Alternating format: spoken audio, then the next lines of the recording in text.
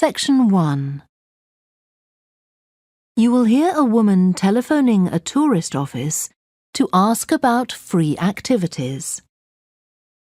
First, you have some time to look at questions 1 to 6.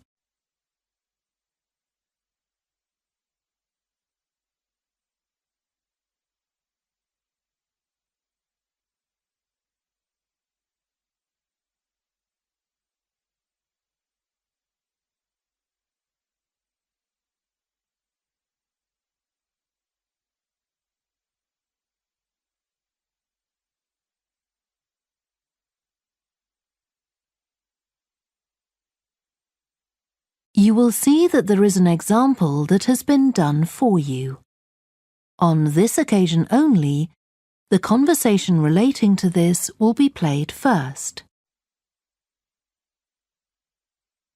Good morning, this is Burnham Tourist Office, Martin speaking. Oh, hello. I saw a poster about free things to do in the area, and it said people should phone you for information. I'm coming to Burnham with my husband and 2 children for a few days on June the 27th, or possibly the 28th, and I'd like some ideas for things to do on the 29th. Yes, of course. The date that the woman wants information about is the 29th of June, so the letter C has been circled. Now we shall begin. You should answer the questions as you listen because you will not hear the recording a second time. Listen carefully and answer questions 1 to 6. Good morning, this is Burnham Tourist Office, Martin speaking. Oh, hello. I saw a poster about free things to do in the area, and it said people should phone you for information. I'm coming to Burnham with my husband and 2 children for a few days on June the 27th, or possibly the 28th, and I'd like some ideas for things to do on the 29th. Yes, of course. OK. Then let's start with a couple of events especially for children. The art gallery is holding an event called Family Welcome that day, when there are activities and trails to use throughout the gallery. That sounds interesting. What time does it start? The gallery opens at 10 and the Family Welcome event runs from 10:30 until 2 o'clock. The gallery stays open until 5, and several times during the day they're going to show a short film that the gallery has produced. It demonstrates how ceramics are made, and there'll be equipment and materials for children to have a go themselves. Last time they ran the event there was a film about painting, which went down very well with the children, and they're now working on one about sculpture. I like the sound of that. And what other events happen in Burnham? Well, do you all enjoy listening to music? Oh, yes. Well, there are several free concerts taking place at different times, 1 or 2 in the morning, the majority at lunchtime and a couple in the evening, and they range from pop music to Latin American. The Latin American could be fun. What time is that? It's being repeated several times in different places. They're performing in the Central Library at 1 o'clock, then at 4 it's in the City Museum, and in the evening at 7:30 there's a longer concert in the theatre. Right. I'll suggest that to the rest of the family. Something else you might be interested in is the boat race along the river. Oh, yes. Do tell me about that. The race starts at Offord Marina to the north of Burnham and goes as far as Summer Pool. The best place to watch it from is Charlesworth Bridge, though that does get rather crowded. And who's taking part? Well, local boat clubs, but the standard is very high. One of them came first in the West of England Regional Championship in May this year. It was the first time a team from Burnham has won. It means that next year they'll be representing the region in the National Championship. Before you hear the rest of the conversation, you have some time to look at questions 7 to 10.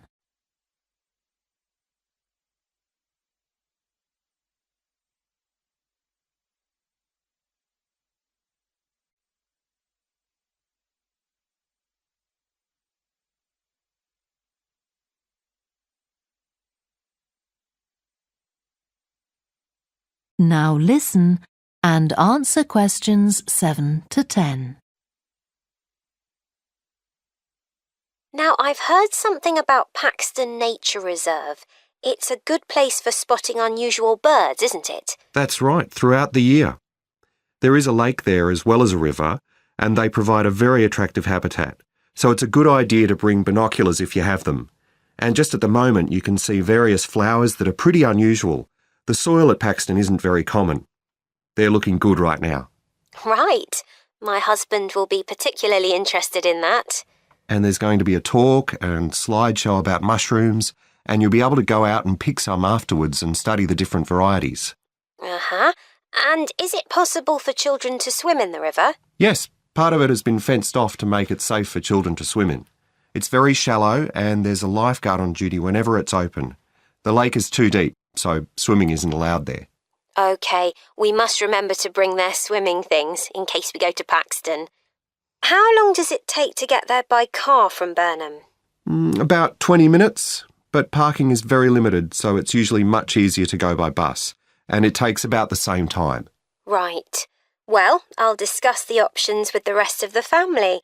Thanks very much for all your help. You're welcome. Goodbye. Bye. That is the end of section 1. You now have half a minute to check your answers.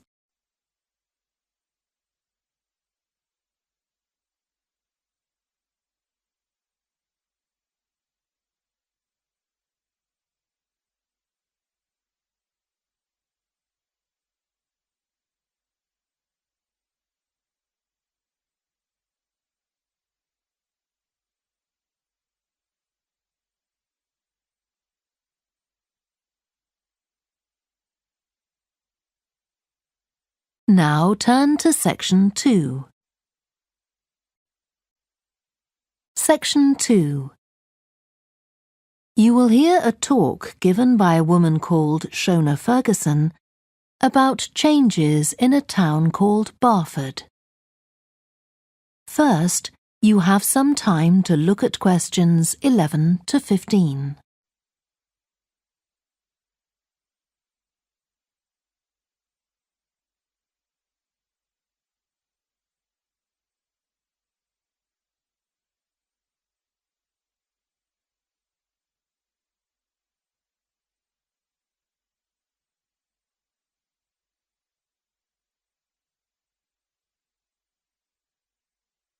Now listen carefully and answer questions 11 to 15. First of all, let me thank you all for coming to this public meeting to discuss the future of our town. Our first speaker is Shona Ferguson from Barford Town Council. Shona. Thank you. First, I'll briefly give you some background information. Then I'll be asking you for your comments on developments in the town. Well, as you don't need me to tell you, Barford has changed a great deal in the last 50 years.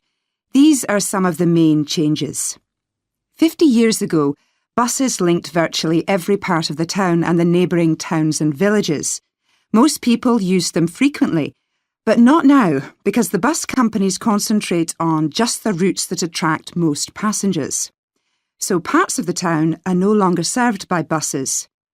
Even replacing old, uncomfortable buses with smart new ones has had little impact on passenger numbers.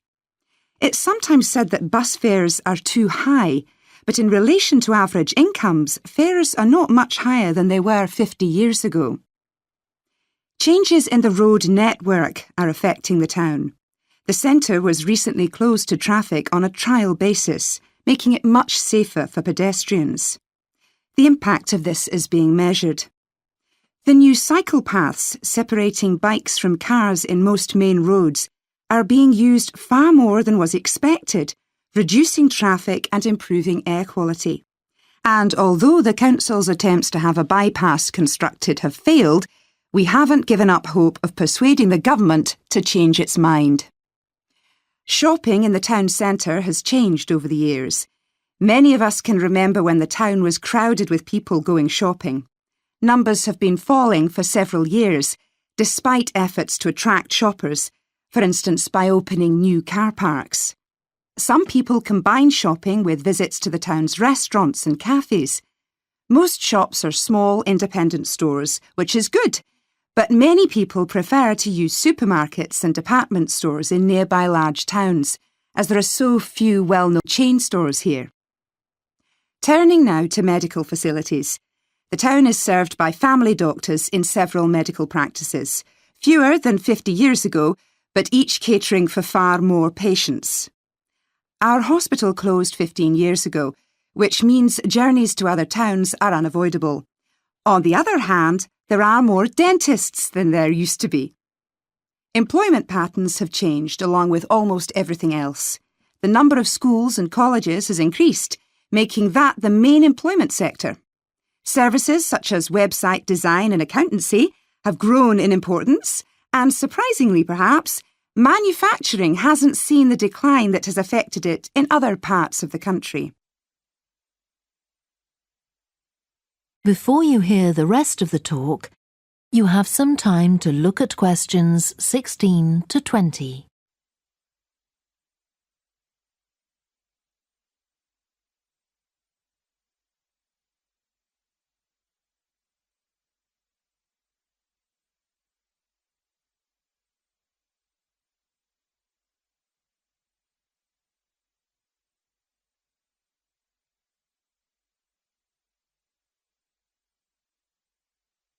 Now listen and answer questions 16 to 20.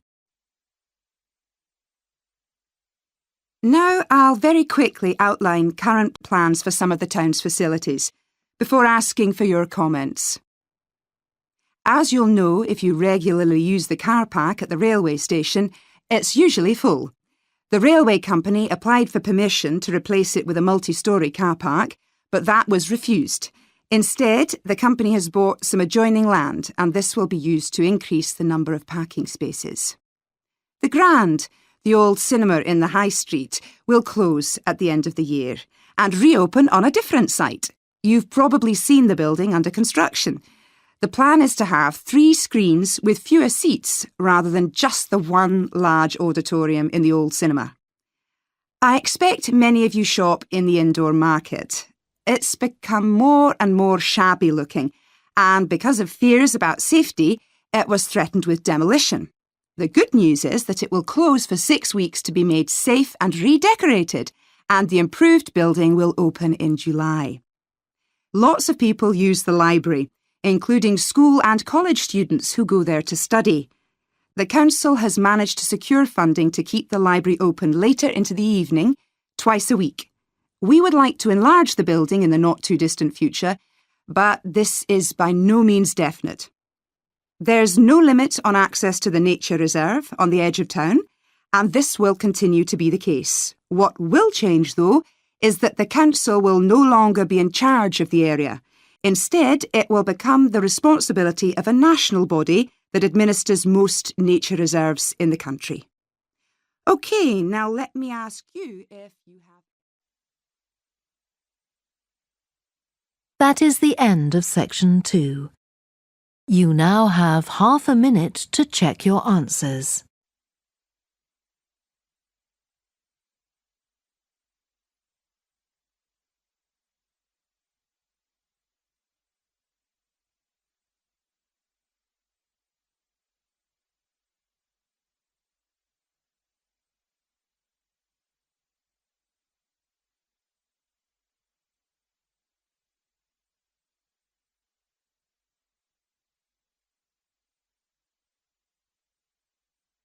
Now turn to section 3. Section 3. You will hear 2 students called Helen and Jeremy, who are studying creative writing, discussing a project for their course which involves writing and illustrating stories for children.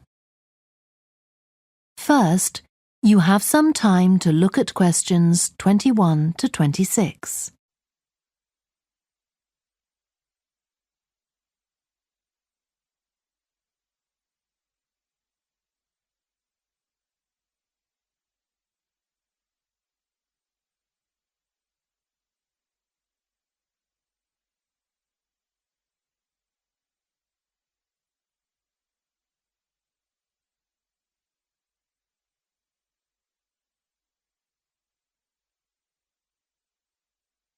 Now listen carefully and answer questions 21 to 26.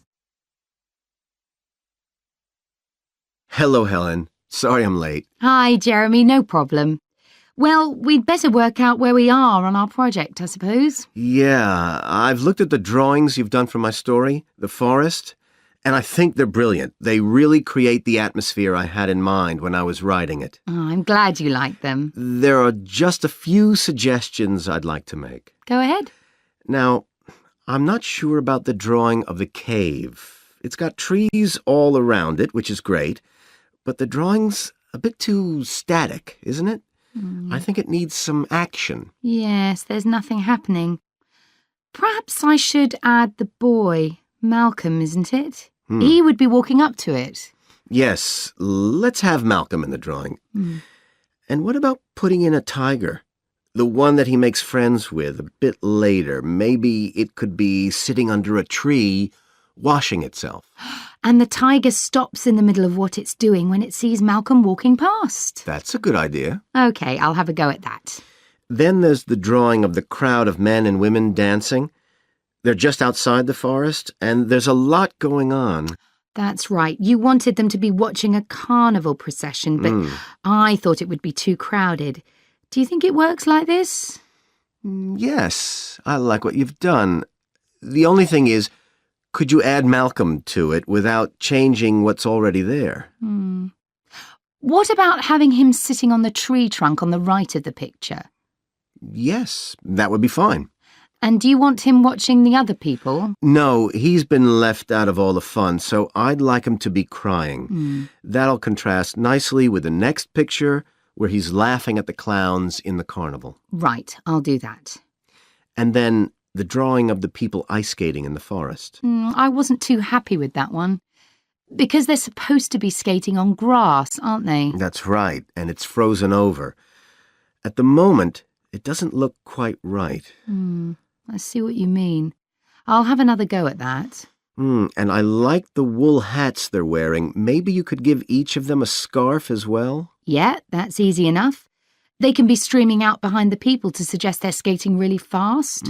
Great. Well, that's all on the drawings. Right. So you finish writing your story and I just need to finish illustrating it, and my story and your drawings are done.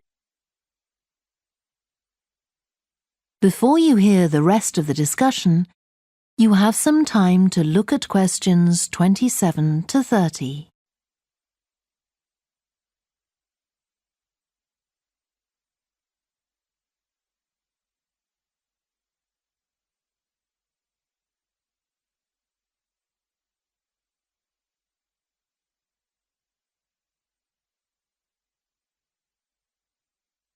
Now listen and answer questions 27 to 30.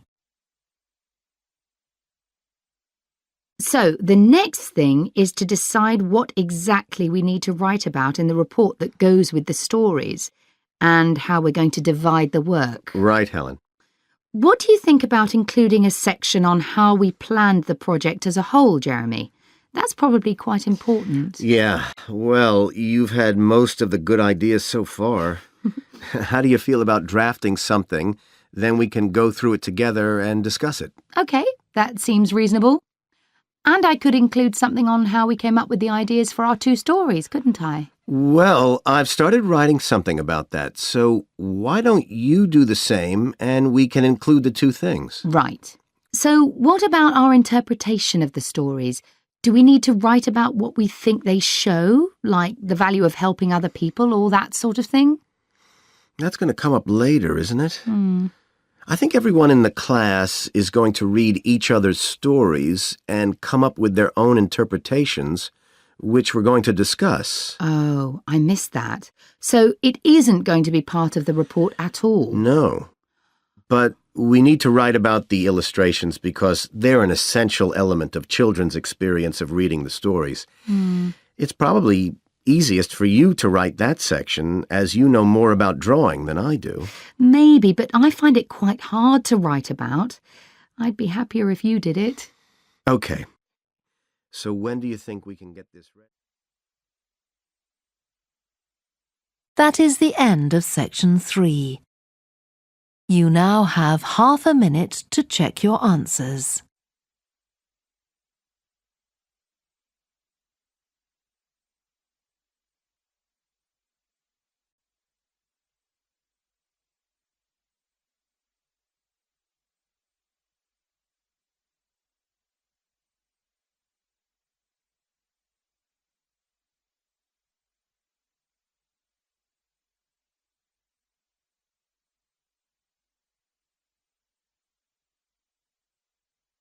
Now turn to section 4.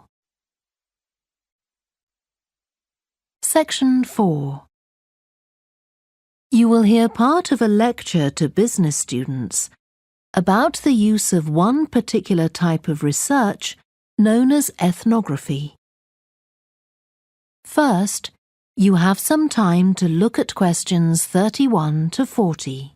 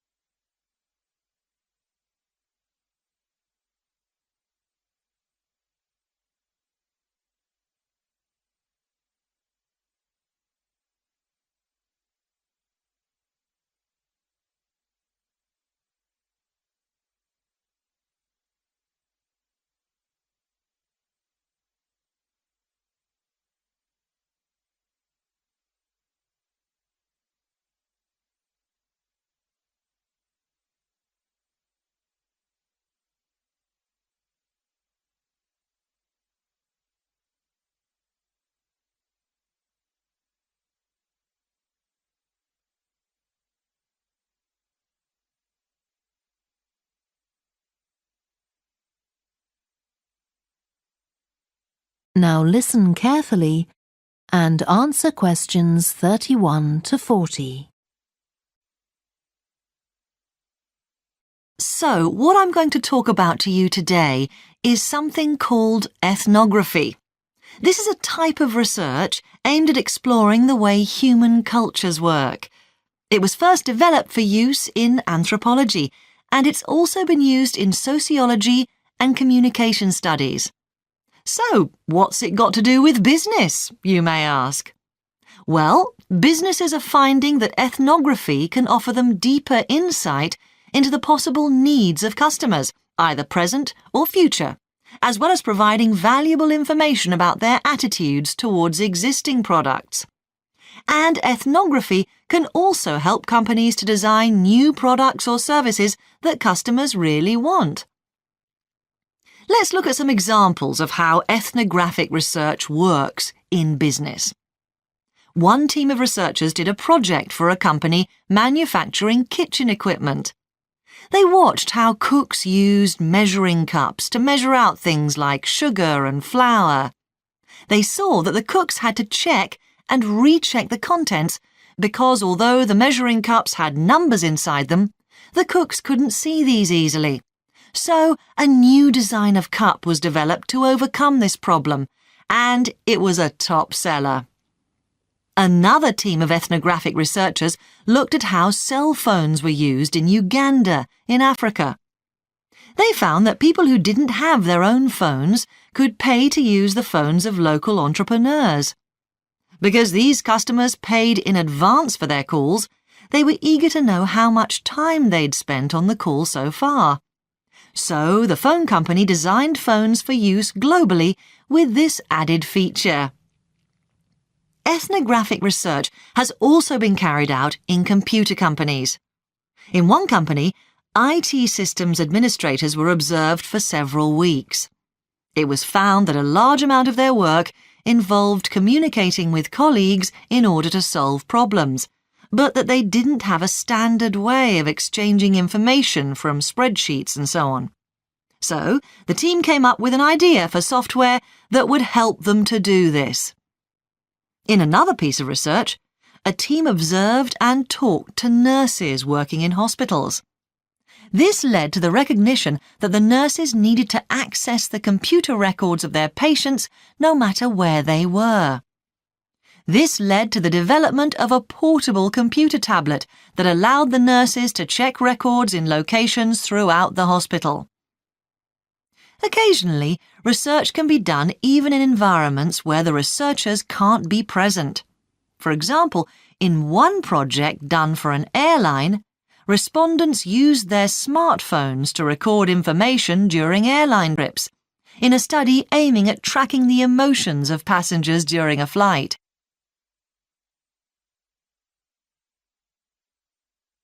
So, what makes studies like these different from ordinary research? Let's look at some of the general principles behind ethnographic research in business. First of all, the researcher has to be completely open-minded. He or she hasn't thought up a hypothesis to be tested, as is the case in other types of research. Instead, they wait for the participants in the research to inform them. As far as choosing the participants themselves is concerned, that's not really all that different from ordinary research. The criteria according to which the participants are chosen may be something as simple as the age bracket they fall into, or the researchers may select them according to their income, or they might try to find a set of people who all use a particular product, for example. But it's absolutely crucial to recruit the right people as participants. As well as the criteria I've mentioned, they have to be comfortable talking about themselves and being watched as they go about their activities. Actually, most researchers say that people open up pretty easily, maybe because they're often in their own home or workplace. So, what makes this type of research special is that it's not just a matter of sending a questionnaire to the participants. Instead, the research is usually based on first-hand observation of what they are doing at the time. But that doesn't mean that the researcher never talks to the participants. However, unlike in traditional research, in this case, it's the participant rather than the researchers who decides what direction the interview will follow. This means that there's less likelihood of the researcher imposing his or her own ideas on the participant. But after they've said goodbye to their participants and got back to their office, the researcher's work isn't finished.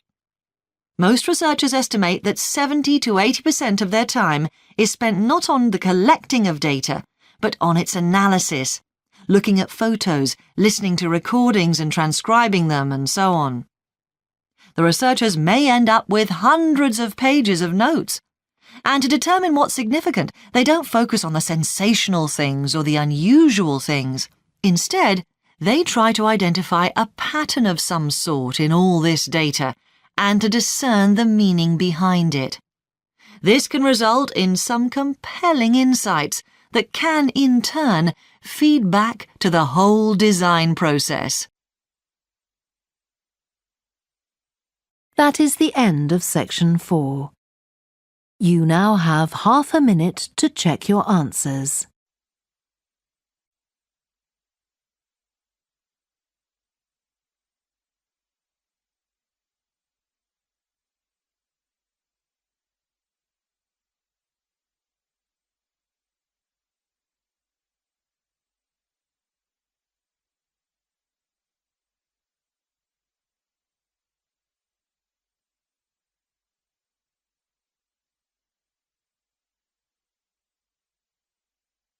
That is the end of the listening test.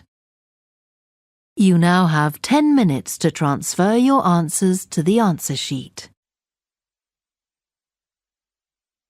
Please stop writing and wait for your question booklet to be collected.